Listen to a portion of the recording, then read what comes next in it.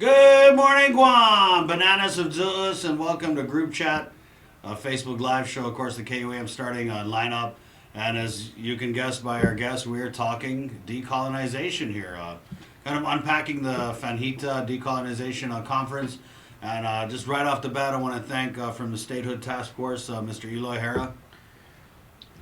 Manana si Diyos and hapayam sa Toro Guam. And also from Independence, Dr. Mike Bevacqua. Citrus Masi, buenas, todos Samson. And I really just want to thank them for coming out, especially as we're in a state of emergency. So you guys being here really means a lot because I know that, under these emergency circumstances, for you guys to even venture outside the house, I'm very grateful for that. So we can discuss this. It's Right. okay. I appreciated the checkpoints outside of my village. He lives in Ground Zero, And right? so the National Guard troops and sort of it's like the umbrella corporation descending on Salad Pablo. Okay, I so brought my nurse with me, so you got your nurse, I right? got my nurse with Right. I'm selling a mosquito coil. Let me know. So let's talk about this conference. So I guess Mr. Hara, we'll just start with you representing statehood. You watched the whole thing. What was your take on it? Did you like what you heard? Yes, basically, I thought that it was actually a great job that they put together, and because it's very informative, it really covers the whole basis of decolonization and self-determination. We covered everything from safety, economy, freedom, and all of those things. So I thought it's really well done, and I am a little bit. I wish I could have been there, in person, because when you're there in person, you actually have that feeling and observation in nonverbals and Right, stuff like that. right. But I did watch the whole program on KGTF, and I want to thank them for making that available to the rest of the community, because I believe the limitation was only 200 Right. seats were available. Mr. Harris, so let me ask you this. So it seemed to me, just outside looking in, that a lot of the panelists were more on the radical side. Do you feel like the point of view of someone like yourself with statehood, integration, rather than independence, for example? Do you think that viewpoint was represented there? The actually in certain respect by the certain speakers. However, I still believe that there's some parity that even the statehood is very well represented by Leland Bettis, by Joe Murphy. Joe Murphy's economic outlook. Joe Bradley. And Joe Bradley. Right. Joe Bradley's, and then Dr. Corbin, and those are the three that I really Wow.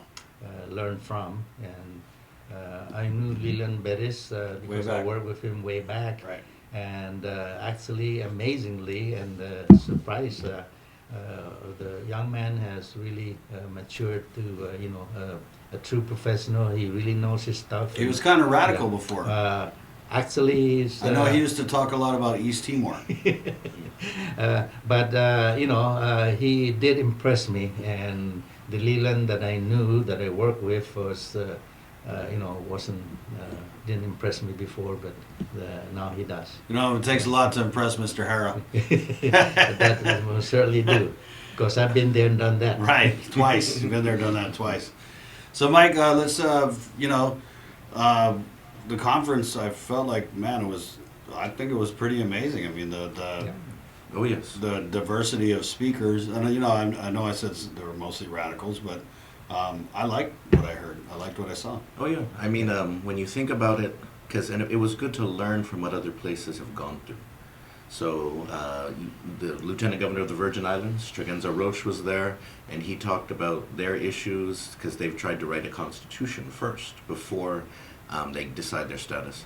Dan Anga from American Samoa, he was there, and their position's totally different. They have a contract, or it's not a treaty, but it's kind of a contract with the U.S. that was signed more than a century ago. And so that gives them powers that the other territories don't have. And so for them, Dr. Anga, the way that he proposed it is that we have a distance from the United States that we like to keep. So we don't necessarily want to be independent, we don't necessarily want to be a state, but we want to be able to maintain our sovereign distance so we can protect our land and culture and stuff. And it was just nice, and even to hear from the former President Toribio of Palau, and their sort of struggles in terms of building themselves up. And as a Palau, I fairly think associated- for you guys, it's kind of like the place that you look to say that, hey, independence can work. Oh, yeah. Free association. Right. Yeah. It's a true example of free association. I see. And that was something that came out a lot of times in the conference, though, is that difference between independence and free association, because they can be they can look the same and they can look very different, Mm-hmm. depending on sort of the deals that you make. And incidentally, I do know former President Toribio. Do you like him? That's the one I miss also. His dialogue is excellent, and I think, like Mike said, that I believe that we really can learn from that. And to tell the truth, the way he presented it, and I know Palau. In fact, my wife is classmate to this senior, the late President Rumingasao. Mm. And I visited him a couple of years ago, and I've seen Palau. I've been there half a dozen times, and if other than statehood, I would definitely choose free association in that respect. It's like a gateway status. It's actually no. To me, it's a Palau is a republic. It's totally independent. Mm-hmm. But they chose to freely associate it with the United States, and they even associate with Japan and China and other Right. countries, So They get around, in other words. in that sense, really, that's one way of being independent, Right. and then you can choose who you want to be associated and be friends with, and Yeah. it depends on what you feel is the best for you, both economically And I think economically, it's good to be friends with everybody. that's the best thing, of course. Yeah, but right now, we can only be friends with one person. It's not even really a friendship. No, it's not a friendship because we are basically mandated. Right. And so I want to talk about free association because we did extend the invite to the free association task force again. And I just got to say that, we don't really hear much about free association, which I feel is sad because I think it's one of those statuses that, if promoted right, a lot of people would get behind. But, so Jude couldn't make it. And so we're missing that kind of viewpoint in this conversation. No, I mean, I definitely agree with you there, even though I'm not on the task force, but then it is a status which deserves a lot more attention. Right. Because the way that most people see it, it's in the middle. Right. So therefore, it's kind of a compromise. It's safer in that way, and so yeah, I mean, it's not as cool as independence or statehood. They don't have a cool logo. Or no, and by that I mean like for statehood, it's like you're proud to be an American. Right. For independence, you're proud to be local Guam. But then free association is kind of like we're gonna negotiate a compromise status between those two, and so it's not as cool in some ways, but it's very practical. That's one thing that I hear the free association task force people say is it's the practical status. Right. And as Joe Bradley also put it, where statehood is as Mike also would say, is clearly defined already what statehood is, to become a state. Right. Okay. But It's a package deal. Well, yeah, but You know what you're getting. But then in Joe's analysis, of course, he said it's the least painful, and it's more certainty, whereas the independence on the other side is very uncertain. Right. But I did hear. But yet, Yeah. Joe also emphasized that independence, you could actually be, richer and better Right, yeah. in that sense. Okay, So A very fair assessment of you. well, from coming from the statehood, Right, but yeah. like I said, I'm very neutral, really. You know, I got my job as a statehood representative because I was appointed that position. I didn't really choose it, but it so happened that But it. so you're really for independence, is what you're No, saying. no, I'm still for statehood because I honestly believe that statehood is the only thing missing right now from the status quo. Like I said, the part that's missing is our state sovereignty, okay, our sovereignty as an island. Mhm. Number two is that we would have a voice in Congress. You know, we have one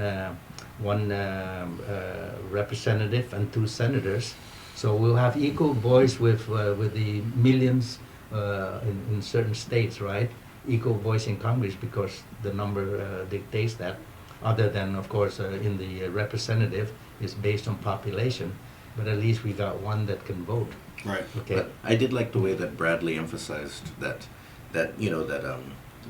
independence could be the greatest potential gain. Right. Yeah. Because But- with statehood, it's defined, Yeah. meaning that so that you enter into an existing system with Correct. existing rules, Yeah. but then there's less opportunity for you to define yourself because you kind of accept. There are certain things that states have control over. Yeah. But then free association independence would mean a lot more in terms of regional partnerships, international partnerships, Correct. and participation, and possibly investment. But it is a kind of a spectrum, sort of what are your ideas and what do you believe in. The part about independence that I really, to me as a realist, is that is the most undefined, is very uncertain, because to be independent we need leadership that would guide us into an unknown Right here. an unknown future. Okay, no, I'll tell you what, Dr. Bevacqua here. With the knowledge that he's gained already, just Right. participating in this process, I would definitely, be looking to a guy like him. Should we become independent and we elect? Hopefully, we will elect our. Hopefully, right? Hopefully, Hopefully we'll it's gonna elect be a our democracy. own dictator. And that's Elect the our part. own dictator. Yeah, that's exactly the my biggest fear is that, okay, I look around our island today. Who do we elect to lead us, right? Okay, there are, and we have, we have chosen damn good governors and members of the legislature, but we've also chosen some not so, so this is why, to me, independence is the most unsure thing. A lot of, because it depends again on who we elect to. Right. to No, follow I see what leadership. you're saying. Although and when we look at the U.S., though, they've elected some unsure leaders. Oh, of and- course, and- especially the and one that's so- sitting there now. And I call him all kinds of dirty names that I cannot come on the air to, Right. pronounce because FAA will get me. I mean, FCC. Right, right. Federal Communication. Yeah, and But, I've seen what Joe Bradley. I caught an episode of the podcast where he talked about independence, and it was kind of doom and gloom, and he, at first. So he said, "Oh, we got to get through this rough period when people." But I don't necessarily know. I mean, not to toot your horn too much, but I don't know if there would be a mass exodus of people. I think the process would be gradual. So if we, Right. if No we- matter what, And for any option. Yeah. Yeah. So- And that's something that people kind of, there's just so much ignorance of it, especially on Facebook. Like I'm deciding here on out, I'm not going to look for any depth on Facebook because people, they really kind of have a lot of misconceptions about decolonization, Yes. and it's become Exactly. synonymous for some people with independence, No, which I and- feel is very and, inaccurate. and yeah. that's why I always, just because I stand for something, I always try to tell people that I want whatever you feel is best for our future. I want you to know as much as you can about it and understand it. And I don't want you to pick something because of a lack of knowledge about it or because of a fear. How about if they have a cool logo? Well, a cool logo can be an invitation to learn more, to enlighten and educate Right, yourself. But you're totally right. And so there's a lot of discussion about like status quo. We should stay the same. And because there's an increase in conversation around decolonization, people feel, oh, everything's fine the way it is. But when we look around the island, those same people are complaining about everything on the Yeah. island. It's So- ironic that the people who hate on decolonization cite these problems that are caused by our political status. Yeah. Exactly. Yeah. No, Exactly. I mean, it is one of those facts that democracies tend to be corrupt. Now, they don't have to be corrupt, but it does depend on the system that you put into place. And so there's other democracies out there which are far less corrupt than the United States. But it's because they put in safeguards in place. But the U.S. system, as we see with Donald Trump, where he may be having Air Force flights land at his golf course in Scotland to line his pockets, I just don't see and the it. system can't Yeah, do anything I mean, about it. I think anybody who really studies anything and who's informed will know that, you know, I mean, the U.S. has its share of problems, and to hold it up is a Especially paradigm now. like virtue. Yeah. Especially And so on now. that note, I wanted to kind of transition here to something that we saw on Facebook that didn't really get a lot of play, but I wanted to just kind of discuss this with you guys. And this is Congressman Mike St. Nicholas's Facebook post. Now, I just wanted to preface this by saying I think it's very interesting that, well, we had J. Christian Abrams, who is one of the, or J. Christian Adams, who's Dave Davis's lawyer, had a hearing in D.C. I think last week, and you know, basically said that we're racist and whatnot, and the process is racist, and so someone had said, "Oh, well, why wasn't the congressman there?"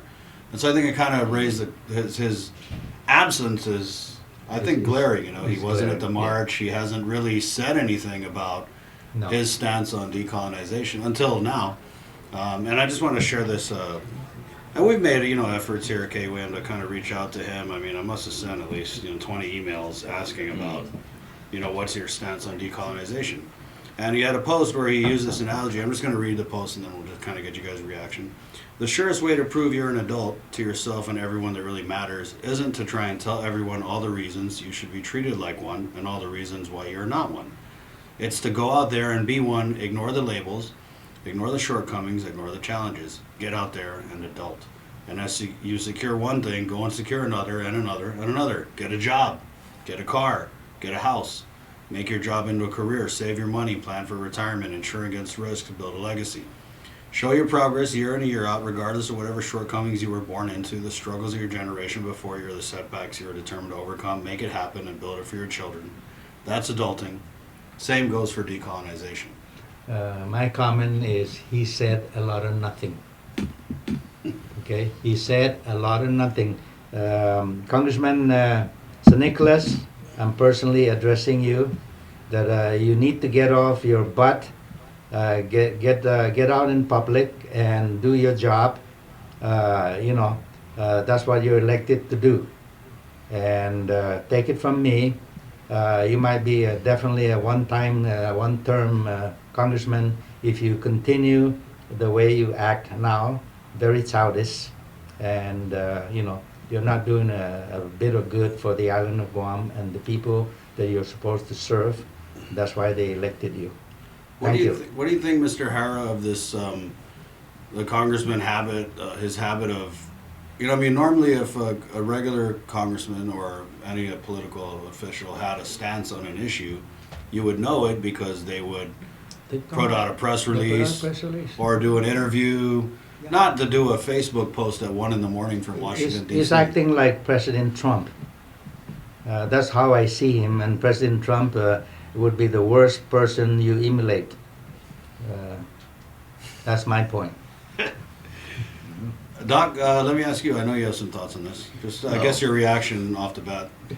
So it's strange because when I read that post, I'm reminded of another post that he put where he was talking about how nothing has been done or accomplished by the generations before him. And he mentioned Commission on Self-Determination, OPIR, successive generations of leaders, and nothing has been done on this issue. And for me, I just don't understand that because it's like, no. People have done lots of things. People have tried lots of things. And I'm confused because, you know, I know that his grandfather served on the Commission on Self-Determination for a long time. And it's a strange argument because what he's saying there basically makes it seem like no one before him has adulted. No one before him has done anything. And for me, it's kind of like, the generation that comes out of World War II, they kind of built a government. Were they adults, though? Were they adulting? I feel that was they my were. grandfather adulting?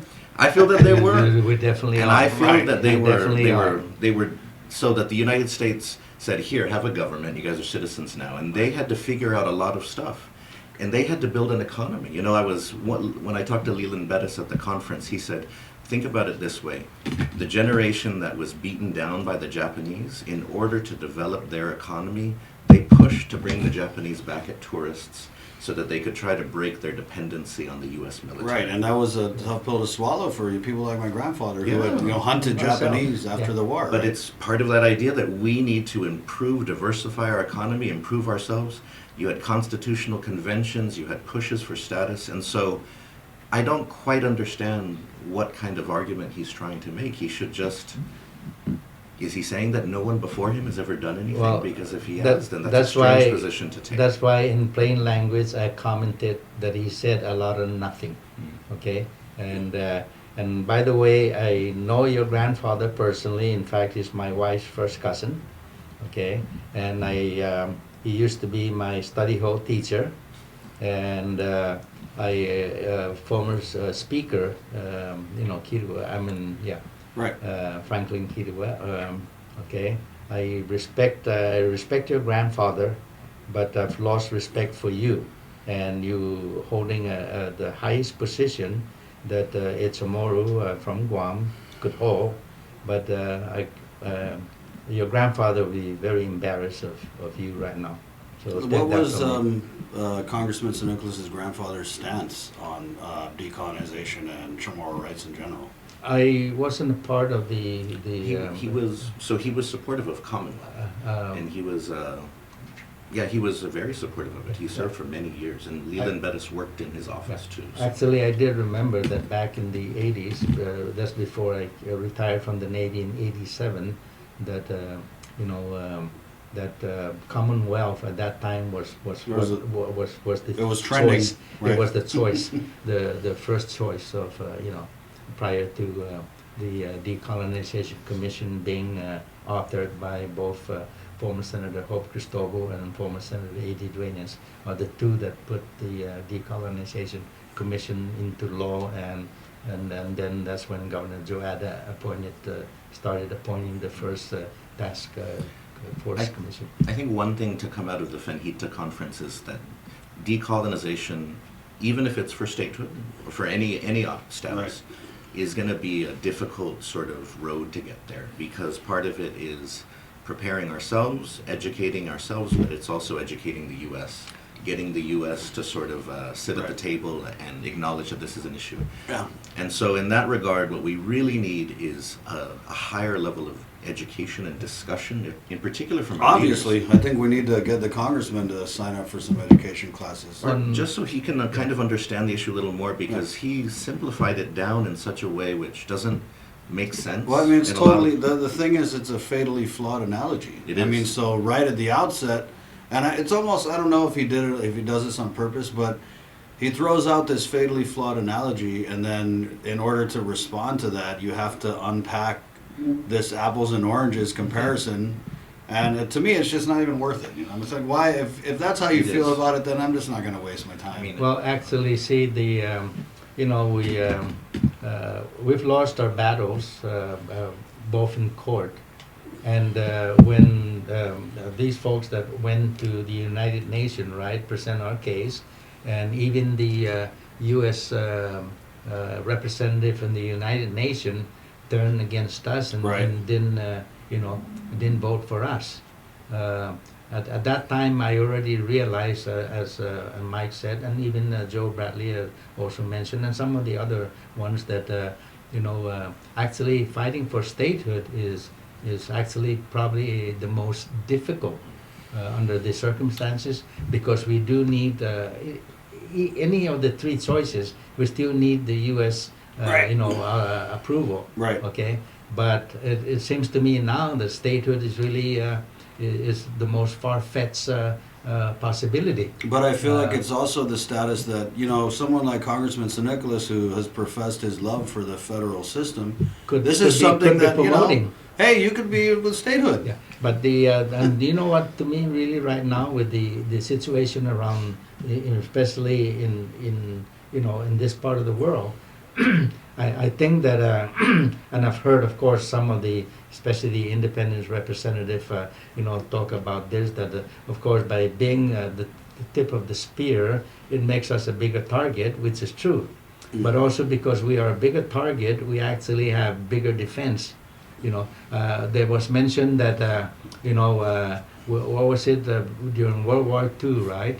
That the United States got all their military personnel independent and move them off the island before the war. Right. Okay, that would not be the case if there was going to be a shooting war this time, because there's just too many U.S. personnel and assets on this island.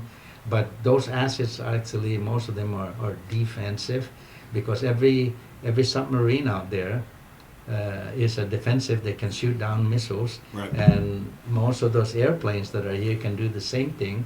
And all of our ships out there have a missile defense system. So because we're really more, built up in military, we're a bigger target. But because we're a bigger target, we have better defense also.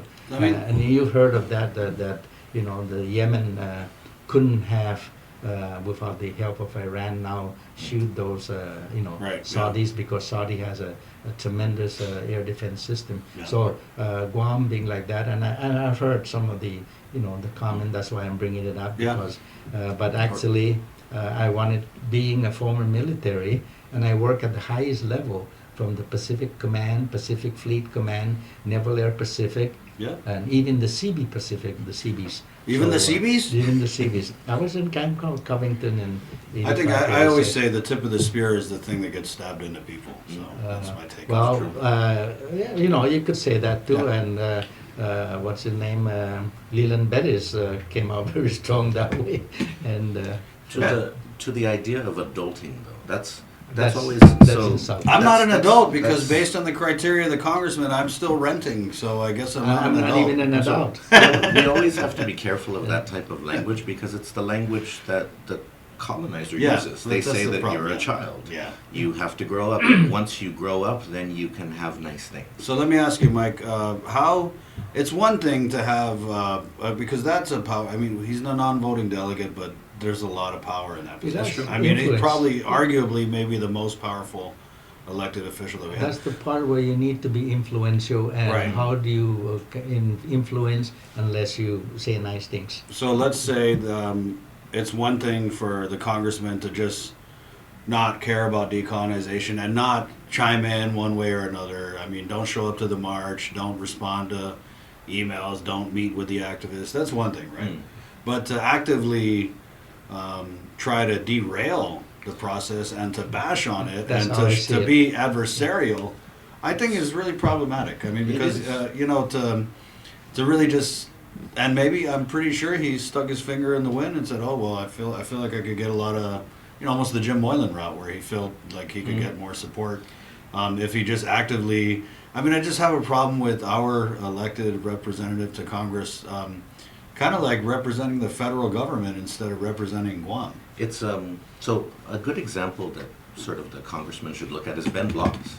So Ben Bloss was elected. The most patriotic Chamorro who still was able to Yes. criticize the federal And government. so you look at him, he went into Congress, he had his own sort of ideas of things, but he went in at a time when Commonwealth was happening, there was moves for a change in status, and at first he may not have personally sort of supported it, but eventually he came to realize that it's bigger than himself, and so he gave very powerful speeches on it, and Right. sort of he lobbied hard using his own story and the Chamorro people's story to argue for it. Wrote a book. And that's the thing, is that you're there to He represent wrote the a book people. on it, right? Yeah, you're there to represent the people, and so you brought up the Christian Adams sort of.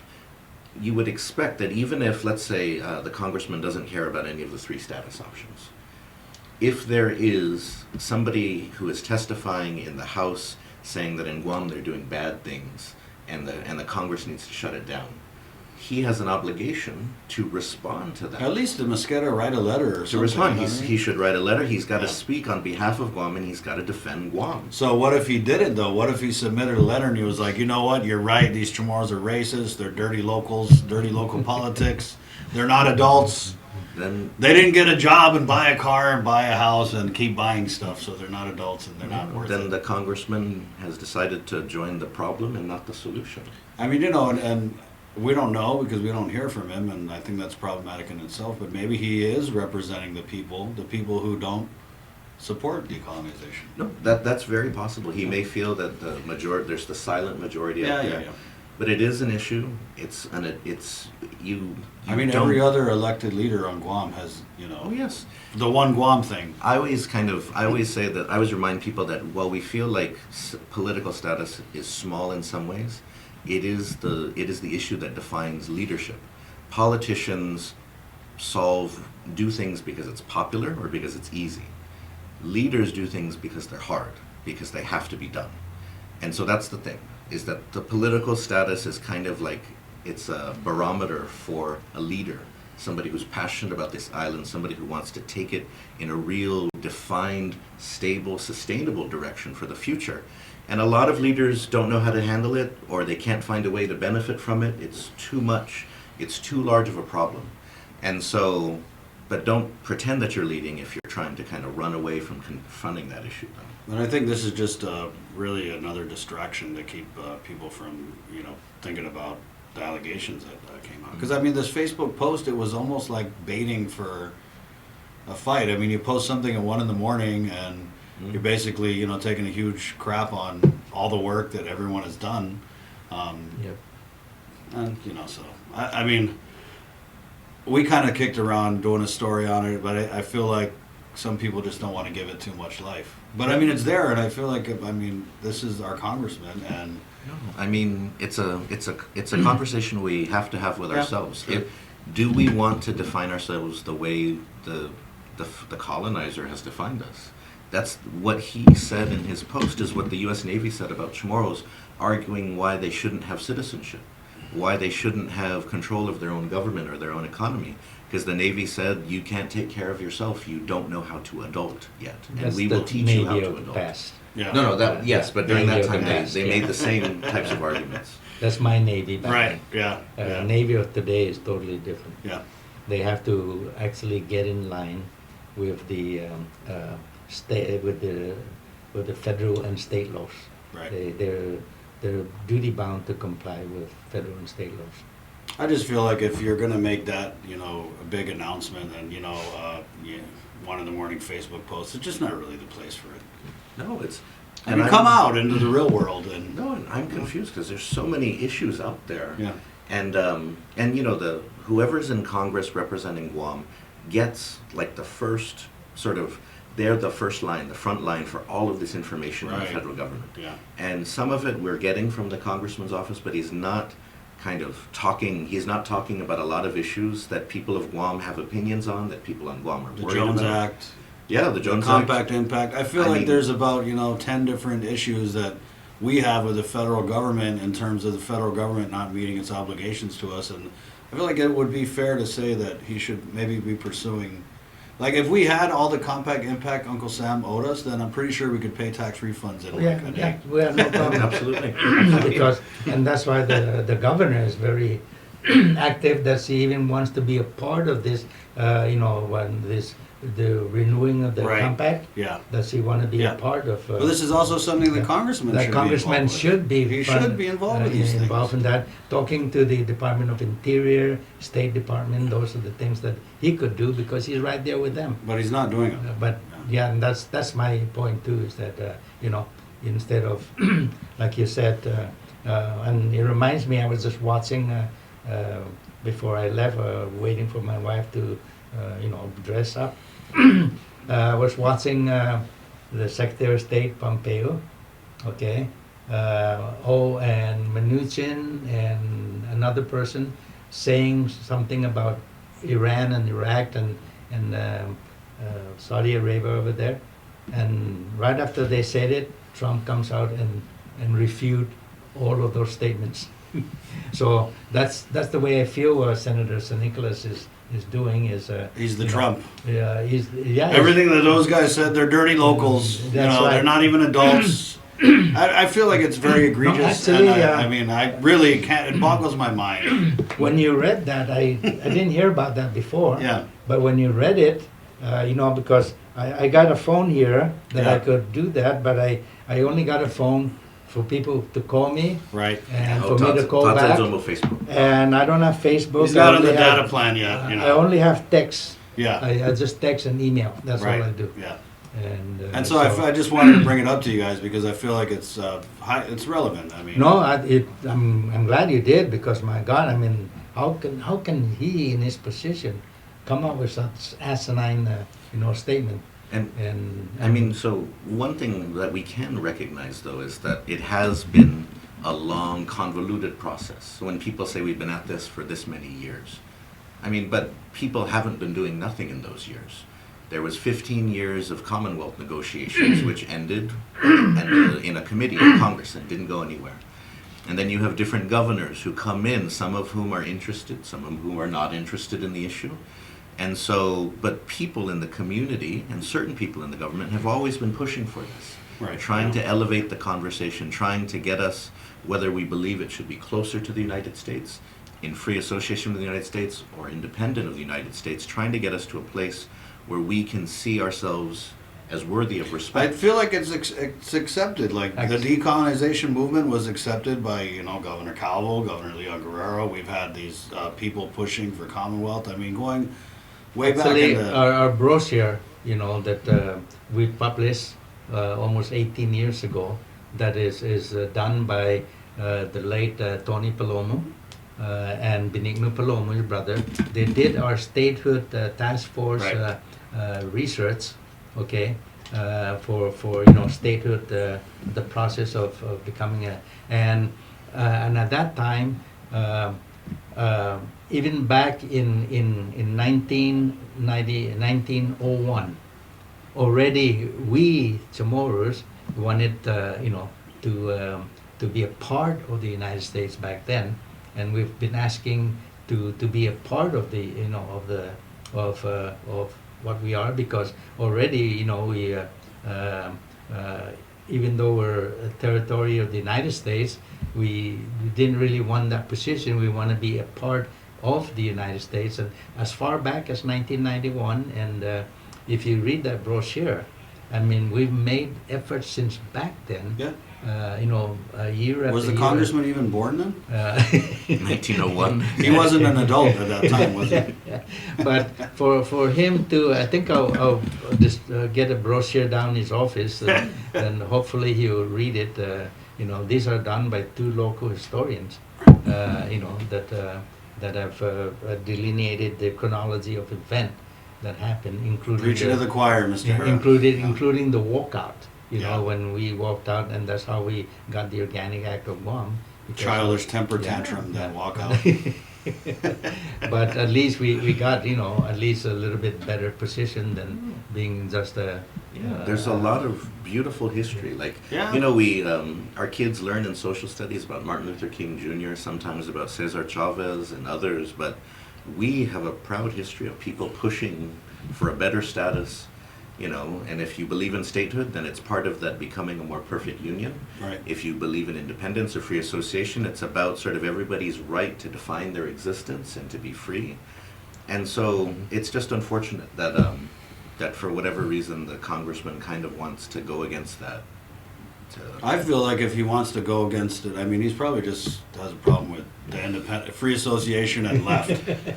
Statehood, he probably is like, he wants to be somehow obviously closer to America. So I feel like it would, if that's how he feels, then he should ride it. He should go for statehood because then he can vote. Yeah. Okay, it's as simple as that. But I mean, maybe Then he's he'll be right able to though. Maybe vote. we're too childish to have a representative to Congress.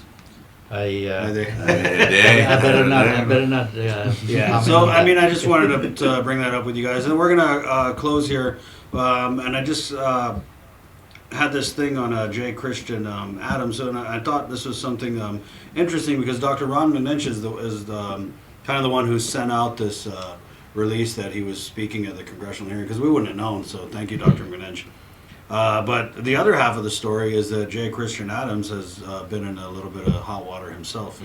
So this is we can pop those up. We have there's just a couple headlines. Serves him right. Voters strike back and win settlement and apology and challenge to voter intimidation in Virginia.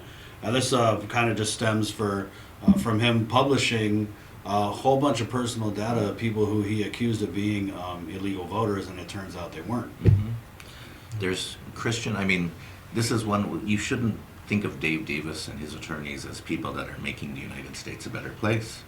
Because when you look at the group that Adams is a part of, they're really focused on sort of taking rights away from people that are not white. And so it's part of a large movement across the United States to limit voting for Native American, poor populations, Hispanic populations, African American. And so so Davis and the court proposed it as, we see it one way here, but if you look at that guy's record, my goodness, he really doesn't like people. He's just a right wing that are like Actually, us. it's what we call in the military definitely a redneck. And to be a major in the United States Air Force, that's totally really not expected. Right. But by the way, I did put an equal to a major, a lieutenant commander in the Navy. Because of him and his E8 enlisted were rednecks, and they violated my civil rights.